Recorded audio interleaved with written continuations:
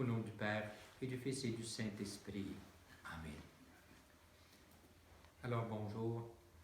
Nous allons prendre quelques instants aujourd'hui, en ce dimanche après Pâques, pour rencontrer le Seigneur, le laisser venir jusqu'à nous. Beaucoup de monde aujourd'hui, on va le voir dans l'Évangile, un peu comme Thomas, beaucoup de monde ne croit pas en Dieu. Prions dans ce temps qui est difficile. C'est dans les difficultés qu'on a besoin de nous tourner vers Dieu. Comme Pierre qui coulait lorsqu'il marchait sur les eaux, Jésus lui a dit « Homme de peu de foi ». Que notre monde puisse retrouver la foi, retrouver la présence, l'amour de Dieu dans leur vie, faire l'expérience de l'amour de Dieu dans leur vie, pour pouvoir croire et dire comme Thomas « Mon Seigneur et mon Dieu ». Alors en ce début de rencontre avec le Seigneur, laissons le Seigneur venir jusqu'à nous.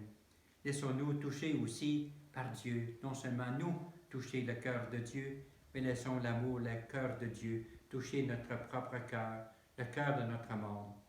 Toucher le cœur de tous ceux et celles qui souffrent de maladie, de tous ceux et celles qui s'occupent aussi des malades, qui luttent contre la souffrance, qui luttent contre cet ennemi invisible, qui est ce fameux COVID-19. Demandons justement que tous ceux et celles qui font tout leur possible, qui donnent de leur temps, de leur cœur, de leur propre vie pour apporter l'amour, la présence de Dieu, bien que tous ceux et celles qui se dévouent tellement puissent sentir la présence de Dieu, puissent sentir qu'ils sont là aussi au nom de Dieu et qu'ils sont là pour apporter l'amour, la guérison, le réconfort du Seigneur pour tous ceux et celles qui en ont besoin. Alors, prenons quelques instants d'abord pour demander pardon au Seigneur pour nos faiblesses, nos manquements, comme Thomas demande au Seigneur nos manquements aussi de foi. Seigneur Jésus, tu t'es montré vivant aux disciples et tu leur as offert ta paix. Prends pitié de nous. Ô Christ, tu souffles sur nous ton Esprit Saint. Prends pitié de nous. Seigneur, tu déclares heureux ceux et celles qui croient en toi sans t'avoir vu. Prends pitié de nous. Que Dieu tout aimant nous fasse miséricorde, qu'il nous remplisse de joie et de la joie de la résurrection pour l'annonce de sa miséricorde, lui qui est vivant pour les siècles des siècles. Amen. Je voudrais juste vous lire le passage de l'Évangile d'aujourd'hui, à ce dimanche de la miséricorde. L'Évangile est de Saint Jean. Le Seigneur soit avec vous. C'était après la mort de Jésus, le soir venu, en ce premier jour de la semaine, alors que les portes du lieu où se trouvaient les disciples étaient verrouillées par crainte des Juifs. Jésus vint, et il était là au milieu d'eux. Il leur dit, « La paix soit avec vous. » Après cette parole, il leur montra ses mains et son côté. Les disciples furent remplis de joie en voyant le Seigneur. Jésus leur dit de nouveau, « La paix soit avec vous. De même que le Père m'a envoyé, moi aussi je vous envoie. » Ayant ainsi parlé, il souffla sur eux et leur dit, « Recevez l'Esprit Saint. À qui vous remettrez ses péchés, ils seront remis. À qui vous maintiendrez ses péchés, ils seront maintenus. » Or, l'un des 12, Thomas, n'était pas avec eux quand Jésus était venu. Les autres disciples lui disaient, « Nous avons vu le Seigneur. » Mais il leur déclara, « Si je ne vois pas dans ses mains la marque des clous, si je ne mets pas mon doigt dans la marque des clous, et si je ne mets pas la main dans son côté, non, je ne croirai pas. » 8 jours plus tard, les disciples se trouvaient de nouveau dans la maison, et Thomas était avec eux. Jésus vint alors que les portes étaient verrouillées, et il était là au milieu d'eux. Il dit, « La paix soit avec vous. » Puis il dit à Thomas, « Avance ton doigt ici, vois mes mains. Avance ta main, mets-la dans mon côté. Cesse d'être incrédule, sois croyant. » Alors Thomas lui dit, « Mon Seigneur et mon Dieu. » Jésus lui dit, « Parce que tu m'as vu, tu crois. Heureux ceux qui croient sans avoir vu. » Il y a encore beaucoup d'autres signes que Jésus a fait en présence des disciples et qui ne sont pas écrits dans ce livre, mais ceux-là ont été écrits pour que vous croyiez que Jésus est le Christ, le Fils de Dieu, et qu'en croyant, vous ayez la vie en son nom. Acclamons cette parole de Dieu. Louange à toi, Seigneur Jésus. C'est un bel évangile aujourd'hui, tout rempli de messages. D'abord, on voit un petit peu l'ambiance après la résurrection. Ça n'a pas toujours été facile de croire. D'abord, les mêmes apôtres, Marie-Madeleine, qui a rencontré Jésus sur le chemin du tombeau, et puis qui part, va rencontrer les apôtres, leur dit « J'ai vu Jésus, il est vivant ». Les apôtres ont refusé de croire, même Pierre, qui l'avait renié. Alors, Pierre va au tombeau est vide, qu'est-ce qui se passe? Quelque temps après, évidemment, Pierre a aussi rencontré Jésus, Jésus est apparu à lui. Mais on a notre cher Thomas, évidemment le Thomas représente un peu, chacun de nous représente aussi les gens après la résurrection. C'est pas été facile de croire en Jésus. On l'avait vu mourir, souffrir en croix. On l'avait vu, même le soldat, transpercer son côté, il est sorti du sang et de l'eau, tout était fini. Alors c'était pas facile évidemment de croire. Croire, c'est ce qui nous apporte la joie. En espagnol, on dit bonheur, on dit feliz. Feliz. Fe, c'est la foi. Pour être heureux, pour faire l'expérience de Dieu, il faut avoir la foi. Si on n'a pas la foi, à ce moment-là, Dieu devient un fantôme, il n'existe pas. Non. Alors, mais la foi, c'est ce qui nous permet justement d'entrer en relation avec Dieu. Et Thomas nous a rendu un grand service. Puis il s'est rendu aussi un grand service parce que le fait de ne pas croire, il a pu rencontrer Jésus vivant, ressuscité. Il me dit des fois, c'est un peu aussi peut-être notre vie. Vous savez, des fois on a des difficultés un petit peu à croire en Dieu. Et puis, il nous arrive un malheur, il nous arrive la maladie, il nous arrive une souffrance, il nous arrive, comme notre monde est en train de vivre aujourd'hui, toute la question du virus, tellement de monde malade, notre vie est changée, des gens qui ont perdu leur travail et qui se demandent qu'est-ce que sera demain. C'est peut-être à ce moment-là le temps de rencontrer Jésus, d'aller comme Thomas, de faire l'expérience de Jésus, nous ouvrir à lui, Seigneur, viens à moi. Seigneur, sauve-moi, j'ai besoin de toi. Un peu comme un enfant qui est perdu, sans ses parents, un enfant est perdu. Et il me dit, nous sommes tous des enfants de Dieu, on a besoin de faire cette expérience de Dieu dans notre vie. Et ce qui arrive maintenant est peut-être providentiel pour nous dire que notre monde ne va pas très bien, n'allez pas dans une bonne direction, on doit s'en aller d'une direction différente. On ne peut pas aller où est-ce que Dieu n'est pas là. Dieu doit faire partie de notre vie. Mes parents, lorsqu'il y avait une difficulté, un problème, s'agenouillaient, priaient Dieu. Et tout se réglait.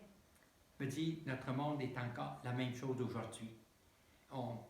Dieu, peut-être qu'on va plus vers lui, mais Dieu viendra toujours aussi vers nous. Et puis,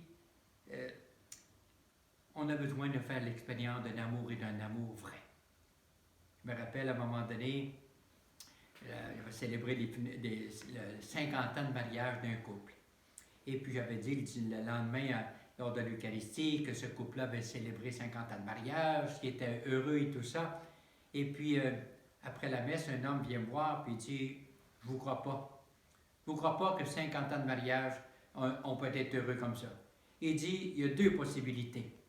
Cet homme-là, c'est un saint ou un martyr. Parce qu'il dit, moi, ça fait une dizaine d'années que je suis marié, puis je ne suis pas capable d'endurer ma femme, alors 50 ans, c'est impossible. Sans l'amour, c'est impossible. Sans l'amour, sans la présence de Dieu, notre vie ne mène à rien. Je me rappelle d'une journée aussi, une dame qui est venue me voir, qui avait vécu une grande peine d'amour, et puis elle était seule dans la vie.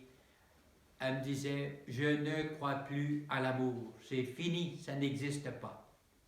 Évidemment, si on n'a pas fait l'expérience de l'amour de Dieu dans notre vie, Dieu n'existe pas, l'amour peut-être aussi non plus n'existe pas. Et puis, ce qu'on a de beau dans l'Évangile, Jésus souffle sur les apôtres, recevez l'Esprit Saint. en recevant l'Esprit Saint, c'est une création nouvelle. Quand Dieu a créé Adam, Adam était la forme d'un homme, et puis formé de la terre, nous dit la Bible, et puis Adam n'avait pas de vie. Dieu est venu souffler son souffle. Et en hébreu, souffle c'est roi. Souffle c'est âme, vent, hein, et vie. Dieu a donné sa propre vie à Adam. Et maintenant, Jésus souffle sur les apôtres, leur donne l'amour de Dieu qui les fera vivre et vaincre toutes les difficultés aussi en de la vie. Et sans cette présence de Dieu dans notre vie, c'est bien difficile. Je me rappelle, à un moment donné, plusieurs années, j'étais allé avec mes deux frères, on est allé chasser une journée. J'aime pas trop la chasse, mais on est allé chasser. Puis moi, je regardais partout en haut, puis mon frère me dit, tu tueras jamais une bête en marchant dans le bois comme tu fais là. Il dit, il ne faut pas regarder en haut, il faut regarder par terre. Il dit, si tu veux tuer un chevreuil, il faut commencer par regarder sur des pistes. S'il n'y a pas de piste de chevreuil, il n'y a pas de chevreuil. Mais il dit, si tu vois des pistes, il y a un chevreuil, à ce moment-là, on va suivre les pistes, on peut peut-être arriver à tuer l'animal. Ah, moi je regarde en haut. Et je me dis, dans notre vie, c'est un peu pareil. Si on veut faire l'expérience de Dieu dans notre vie, il faut commencer par voir, est-ce qu'il y a des traces de l'amour de Dieu dans ma vie? Quand Dieu a été présent, j'étais malade, mes parents, des journées de joie, de bonheur, etc., ma famille, commencer par regarder ces traces de l'amour de Dieu dans ma vie, puis à ce moment-là, je pourrais dire, ah oui, Dieu est là, Dieu m'accompagne. Un peu comme cet homme qui, il marchait sur la plage, il voyait sa vie, avait 2 traces de pas quand Jésus était avec lui, et puis lui il marchait, puis Dieu, puis dans les moments difficiles, il voyait seulement qu'une trace de pas. Puis il disait à Seigneur, je te comprends Seigneur, je vois que quand j'avais des moments difficiles, tu n'étais pas là, il y a juste une trace de pas. Et c'est là que Jésus lui a dit, oui, il y a juste une trace de pas parce que je te portais dans mes bras. Voyez-vous, me dit, c'est ça aussi dans la vie. Dieu ne nous abandonnera jamais, au contraire. Mais il faut compter sur lui, lui demander de nous aider. Je me rappelle une journée, une jeune fille, 12 ans, elle servait la messe, et puis elle avait une belle relation avec cette petite-là. Et puis après la messe, elle me dit, peux-tu vous demander quelque chose? Elle dit, moi je veux être religieuse plus tard, missionnaire. Mais elle dit, j'ai peur de changer d'idée. Voulez-vous m'imposer les mains, prier pour moi pour que je change jamais d'idée? Bon, alors c'est ce que j'ai fait, lui ai posé les mains. Ah, elle est partie toute heureuse parce que c'était tellement son désir d'aider Dieu, d'être missionnaire, de servir les autres, d'être les mains, la présence de Dieu, un peu comme Mère Teresa, comme les missionnaires. C'est ça qui la rendait heureuse. Elle se voyait déjà aider les autres comme une deuxième Mère Teresa. Alors je me dis, seul, on ne peut pas y arriver, mais avec Dieu, évidemment. Comme un couple, à un moment donné, que j'avais marié ici à l'église, il me disait, on vient se marier à l'église parce qu'on veut que notre amour soit comme l'amour de Dieu. Puis que Dieu soit toujours la source de notre amour. Qu'on puisse arriver comme Dieu nous a aimés. Alors, je me dis, évidemment, c'est comme ça. On aura des difficultés. Sans Dieu, ça va être bien difficile. Hein? Sans l'amour, c'est difficile. Sans la foi, c'est impossible. Puis avec la foi, tout est possible. Puis avec l'amour, tout sera beaucoup plus facile. Mais si on sort Dieu de notre vie n'a plus de sens. Je me rappelle une journée aussi, une dame, elle avait vécu un avortement. Il n'y avait rien là, elle avait vécu un avortement. Puis elle arrive chez moi au presbytère, puis elle me met tout en pleurs, puis elle était tellement triste. Qu'est-ce qui s'est passé? Je lui ai dit. Elle m'a dit, mon petit oiseau vient de mourir. Où sont nos valeurs? Elle avait vécu un avortement, elle avait tué un enfant. Bon, il n'y avait rien là. Son petit oiseau était mort. Là, c'était la fin de sa vie. Alors je me dis, malheureusement, aujourd'hui, on a perdu tout le sens de nos valeurs, le sens de la vie, le sens de l'amour. La vie ne vient pas de nous, la vie vient de Dieu. Dieu est maître de la vie. Et Dieu nous fait participer de sa vie aussi. Mais il me dit, il faut la cultiver.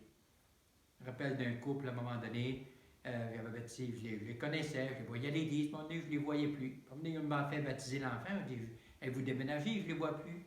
Ah, on a commencé par dire, ben, des fois on a commencé à sauter un dimanche, puis un autre dimanche, puis on dit, ben, notre vie est pareille, si on y va, si on n'y va pas. Alors je me dis, à ce moment-là, c'est quoi? Notre vie n'a plus de sens. N'a plus de sens. Alors on a, je me dis, à découvrir le sens aussi de notre vie.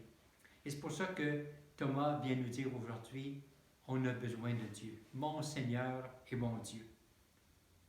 Je me rappelle trop d'un homme qui avait été opéré, moné au cerveau. Il avait des maux de tête épouvantables. Et quand de voir le médecin me dit, bien, je peux te donner des médicaments pour soulager, mais il faut t'endurer ton mal parce que ce qu'on a fait au cerveau, c'est tellement grand que je savais que tu aurais des maux de tête pour le reste de ta vie. Avec ses enfants, ils sont allés à Sainte-Anne-de-Beaupré, prier Sainte-Anne-de-Beaupré. Et lorsqu'ils sont revenus, il n'a eu jamais plus mal à la tête par après. Je me dis, c'est ça. Si Dieu n'est pas avec nous, à ce moment-là, on risque de notre vie n'a pas de sens. Dans les peines, dans les difficultés, où est-ce qu'on pourra trouver réconfort? Je me dis, c'est en Dieu. Puis la foi, c'est un peu comme lorsqu'on va voir le médecin. Le médecin qui dit, ben, j'ai tel mal à telle place, etc. Le médecin vous dit, bon, ok, prenez tel médicament, puis ça va vous soulager, vous allez guérir. Quand je prends un médicament, la petite pilule, je ne sais pas, moi, qu'est-ce qu'il y a dans le médicament. Je ne sais pas qu'est-ce qu'il y a dans la petite pilule. Mais ce que je sais, que si je la prends, ça va me guérir. Et je me dis, avec Dieu, c'est pareil. Si j'accueille Dieu dans ma vie va être complètement différente. Je ne sais pas qu'est-ce que c'est que ça va m'apporter, mais si j'ai Dieu dans ma vie sera remplie de lumière, sera remplie de bonté. Alors, où est-ce que c'est que je peux trouver, moi aussi, aujourd'hui, faire l'expérience de Dieu dans ma vie? Actuellement, on vit un moment aussi extraordinaire de don de soi. Regardez les médecins, les infirmières, tellement de monde qui se dévoue pour les autres. Ils sont devenus quoi? Les mains, le cœur, la présence de Dieu. Dieu agit à travers toutes ces personnes.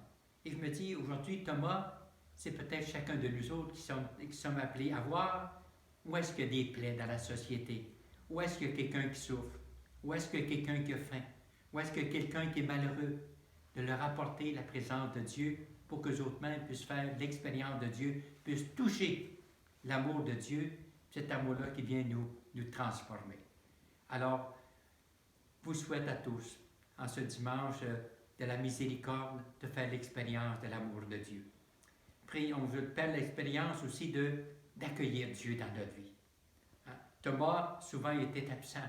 Me dit peut-être qu'on est absent, nous autres aussi, de la prière, de prendre du temps aussi pour Dieu, mais laissons le Seigneur venir jusqu'à nous pour nous guérir, pour qu'on puisse être touché par Dieu et que notre vie puisse être transformée. Et c'est dans cet esprit que je vous souhaite à tous la paix, la lumière, de faire l'expérience de l'amour et de la présence de Dieu. C'est dans cet esprit que je demande au Seigneur, à Marie aussi, de vous bénir tous, au nom du Père et du Fils et du Saint-Esprit. Amen.